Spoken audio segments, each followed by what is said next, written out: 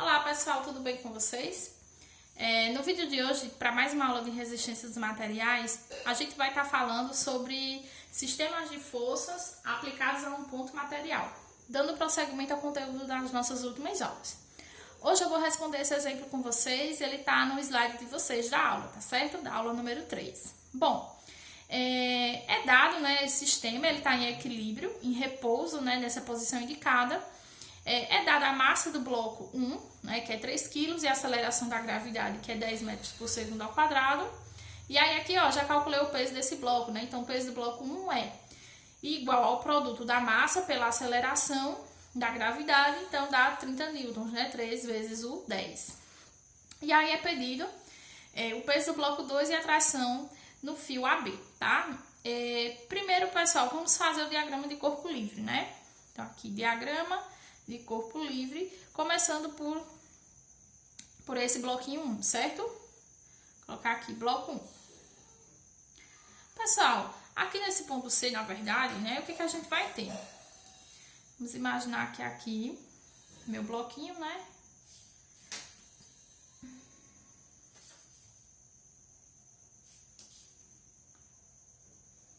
Meu bloco 1. Então, ó, para baixo a gente tem o peso, né, do bloco. E para cima a gente vai ter essa tração aqui, certo? E essa tração a gente vai chamar ela de tração de BC. Como a gente não tem nenhuma força no eixo X, a gente faz logo aqui o somatório das forças em relação ao eixo Y, né? Para o lado positivo do eixo, né, para cima a gente tem a tração de BC. E para baixo do eixo a gente tem o peso do bloco 1. Igual a zero, né? Porque o sistema está em repouso e em equilíbrio ali. Então, a gente pode dizer que tração de BC é igual ao peso do bloco 1. Bom, pessoal, a gente já viu que o peso do bloco 1 é 30 newtons, né? Então, a tração de BC vai ser igual a 30 newtons, certo? E aí, agora vamos para essa outra situação aqui, né? DCL, agora falando sobre o bloco 2, que na verdade a gente vai analisar esse ponto B, né? Então aqui, vou desenhar um eixo, né, cartesiano aqui, imaginário, como se estivesse passando ali por aquele ponto, né? Onde aqui vai ser meu ponto B, tá? Então, ó, aqui para baixo, né, do eixo, a gente tem o peso do bloco 2, vou chamar aqui P2. Saindo do ponto B, a gente tem aqui inclinado uma tração, que eu vou chamar tração de B para A. E também saindo aqui, ó, no eixo X, a gente tem uma tração de BC, né? Se a gente observar, essa tração aqui, ela tá inclinada, então ela tem duas componentes, né? Uma componente no eixo X, que eu vou chamar ela T de BA na direção X, né? E tem outra representante aqui, outra componente na direção Y, que eu vou estar chamando de T de BA na direção Y, certo? Vou colocar aqui, né? Y e para cá o X. Então, como aqui a gente tem componentes tanto no eixo X como no eixo Y, né? Eu vou começar fazendo em relação ao eixo X. Então, ó, somatório das forças em relação ao eixo X igual a 0. No eixo X, para o lado positivo do eixo, a gente tem a tração de B para C. E para o lado negativo do eixo, a gente tem a tração de BA na direção X. Não tem mais nada em X, a gente pode igualar a 0. Em relação ao eixo Y, pessoal, a gente tem no lado positivo do eixo a tração de B para A na direção Y e para baixo a gente tem o peso do bloco 2, certo? Então, pessoal, o que é que eu vou fazer? Primeiro eu preciso escrever aqui essas componentes em relação a esse ângulo aqui, certo? Ou a esse, né? Tanto faz. Eu vou fazer em relação a esse. O que é que a gente vai observar, né? Daqui de cima, a gente vai observar, ó, que como se estivesse passando um eixo, né? A gente vai observar que aqui é um ângulo reto, um ângulo de 90 graus. Lembrando que o somatório dos ângulos desse triângulo, né, dos ângulos internos é 180. Se aqui é 30 e aqui é 90, dá 120, para 180, 60 graus, que justamente vai ser esse outro ângulo aqui, tá certo? Então, aqui, 60 graus. Então, vamos escrever, né, essas trações em relação a esse ângulo. Começando com essa componente aqui vertical, tá? T de BA na direção Y. Pessoal, se a gente observar essa projeção, né, ela equivale a essa outra aqui. Como aqui, ó, em relação a esse ângulo é o cateto oposto, a gente tem o seno desse ângulo aqui. Então, seno de 60 graus vai ser igual a cateto oposto sobre nossa hipotenusa, que é a tração de BA.